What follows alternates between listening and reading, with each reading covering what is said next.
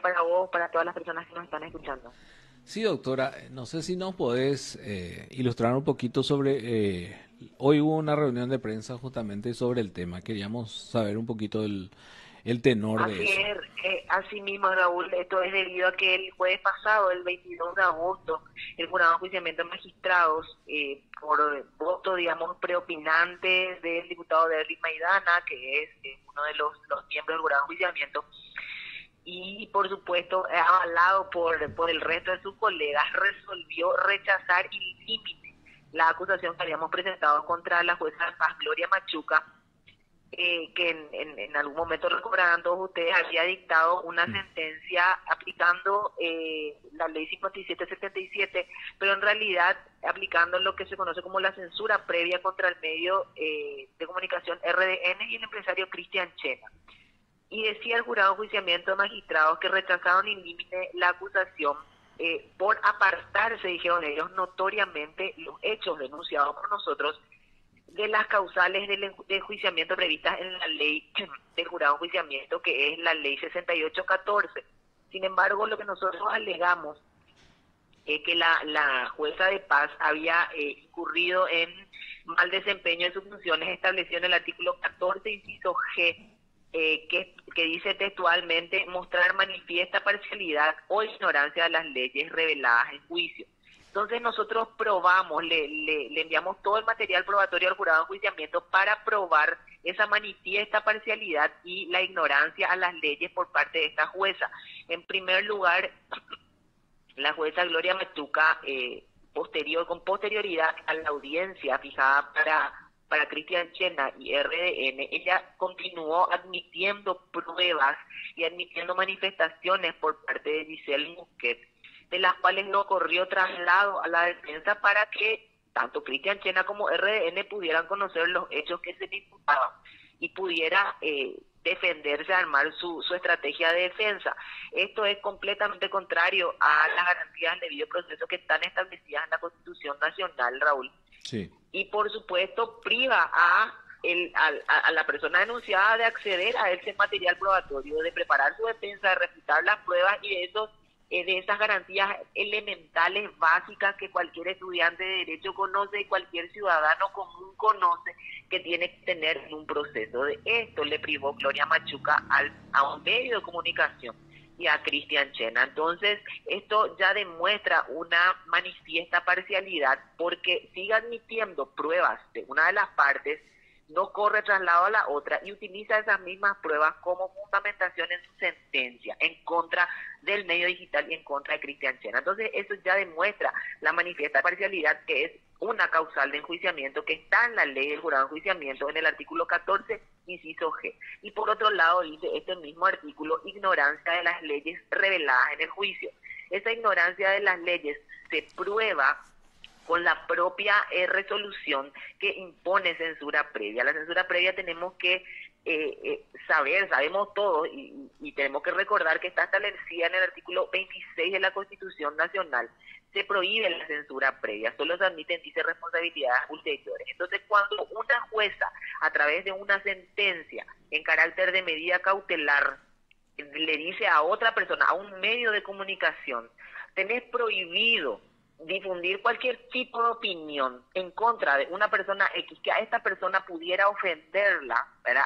Además de dejar un campo sumamente ambiguo de lo que uno puede entender como ofensa, le está prohibiendo en el futuro realizar cualquier tipo de comentario, cuando en realidad el comentario que en un momento originó todo esto era el retuiteo de una información de interés público que circula abiertamente en Internet, que es un material audiovisual en el cual se denuncian hechos de supuesta corrupción contra el marido de Giselle Musquet, el señor Darío Pilártiga, cuando este era presidente de IPS. Y también se indica a la señora Giselle Musquet como beneficiaria de un porcentaje del 20% sobre supuestas licitaciones amañadas en IPS. Entonces, eso es lo que dice este material y que evidentemente contiene lo que se conoce como información de interés público. Entonces, cuando un juez le dice a otra persona, a un medio de comunicación, que puede ser PDS, puede ser RDN, puede ser cualquier medio de comunicación, vos no podés difundir este material, no podés retuitearlo en tus redes sociales porque esto le ofende a fulana de tal, entonces está imponiendo censura previa. Y si otra vez yo admito pruebas en tu contra y admito todo tipo de manifestaciones y no te corro traslado a vos, S o RN o quien sea, entonces estoy privándote del ejercicio de tu defensa. Todo esto se le mostró al jurado de enjuiciamiento y todo esto entra dentro de lo que establece su propia ley, que es la ley 6814, en su artículo 14, inciso G, que dice mostrar manifiesta parcialidad o ignorancia de las leyes reveladas en juicio. ¿Y cuál fue el argumento de este señor Derlis Maidana cuando expresó su argumentación para el rechazo de esta acusación? Dijo que se había denunciado la existencia de un hecho de prevaricato. ¿Y qué es el prevaricato? El prevaricato está establecido en el artículo 305 del Código Penal y dice que se da cuando un juez tuerce la ley para favorecer a una de las partes. ¿Qué es lo que se evidencia en este caso? Entonces, además de constituir el mal desempeño en su función establecido en este artículo 14, inciso G, también constituye un hecho de prevaricato. Dice la ley jurado de enjuiciamiento que cuando el órgano colegiado puede entender, después de un análisis, que existe un hecho punible, entonces es ese órgano el que debe derivar estos asuntos al Ministerio Público. Sin embargo, Derlis Maidana, queriendo confundirle a la ciudadanía para justificar el rechazo de esta acusación, dice que cuando uno denuncia un hecho que puede constituir un prevaricato, en realidad no es competencia del jurado de enjuiciamiento, sino del Ministerio Público, deslitándose de tener que determinar la existencia de mal desempeño de funciones del juez. Y por otro lado, dice Derlis Maidana que este caso está pendiente de una acción de inconstitucionalidad, es decir, la resolución de Gloria Machuca está pendiente de una acción de inconstitucionalidad, lo cual es completamente falso, porque lo que se planteó fue por parte de la señora Giselle Musquet una acción de inconstitucionalidad contra la sentencia que había revocado la sentencia de Gloria Machuca en grado de apelación. Entonces, la sentencia de Gloria Machuca no está pendiente de ninguna acción de inconstitucionalidad, como sugirió el señor Derlis Maidana cuando justificó el rechazo de esta acusación. Pero lo más grave de todo esto, Raúl y audiencia, es que Derlis Maidana no justificó respecto a lo que nosotros alegamos y acusamos en contra de la jueza, que tiene que ver con las violaciones del debido proceso al momento de admitir ellas las pruebas y no correr traslado a la defensa para preparar su defensa y luego las utilizó en su sentencia final en contra de RDN de Cristian Chenal. De esto no se acordó el señor Derlis Maidana, omitió por completo justificar todos estos extremos alegados por nosotros. Entonces, por lo tanto, un juez, al no justificar o al no fundamentar en su sentencia los hechos que se le alega, evidentemente esto convierte a esta sentencia o a esta decisión que tiene un carácter judicial, porque en este momento el jurado de enjuiciamiento se constituye en un juez, en un jurado, visa completamente su resolución y la vuelve nula. Entonces nosotros lo que queremos hacer es plantear una acción de inconstitucionalidad contra esta resolución del jurado de enjuiciamiento y eventualmente evaluar los méritos para presentar esto ante el Ministerio Público, porque podría constituirse un hecho también de prevaricato por parte de los miembros del jurado de enjuiciamiento que rechazaron esta acusación, desconociendo la ley, apartándose de su propia ley y favoreciendo a una de las partes, como en este caso a la jueza Gloria Machuca. Doctora, en este caso, ¿ustedes van a hacer alguna denuncia ante el Ministerio Público teniendo en cuenta justamente esta decisión del jurado? Pues si el jurado dice que puede ser prevaricato, entonces ¿por qué no hacen ustedes directo, consulto? Así mismo estamos evaluando llevar adelante esta denuncia, pero no solamente contra Gloria Machuca por prevaricato, sino contra los miembros del jurado de enjuiciamiento, porque ellos, al emitir esta resolución, rechazar in limine esta acusación, apartarse de su ley para favorecer a Gloria Machuca, están cometiendo justamente un hecho de prevaricato. Entonces, no sé si es la primera vez que va a darse algo así, pero no recuerdo otro caso en el cual se haya denunciado a los miembros del jurado de enjuiciamiento por el hecho de prevaricato, pero lo estamos analizando y eventualmente lo presentaremos ante el Ministerio Público. Doctora, ¿cómo está? Lija Costa le saluda. Usted hablaba de que ella fue beneficiada y entiendo que fue salvada sin siquiera ser investigada. ¿Qué hay detrás? Por eso usted habla de beneficio. ¿Qué hay detrás de esta resolución, doctora? Bueno, tenemos que entender que todos estos hechos, ¿verdad?, se originan con la difusión de ese material audiovisual que lo que mostraba en su momento eran supuestos actos de corrupción cometidos por el señor Darío Pilártiga, que también tenemos que reconocer en otro momento fue mano derecha del señor Horacio Cartes en el gobierno anterior y actualmente también trabaja con él. Entonces, estamos hablando de una persona sumamente influyente a nivel político, ¿verdad? Tenemos que saber también que en este momento el jurado de enjuiciamiento, a la luz de lo que se evidencia, de cómo se toman las resoluciones sin ni siquiera analizarlas, haciendo un argumento completamente falaz, completamente temerario, trayendo argumentos que realmente no se ajustan a su propio procedimiento, a su propia ley, podemos inferir que podría tratarse de una decisión política también. Entonces,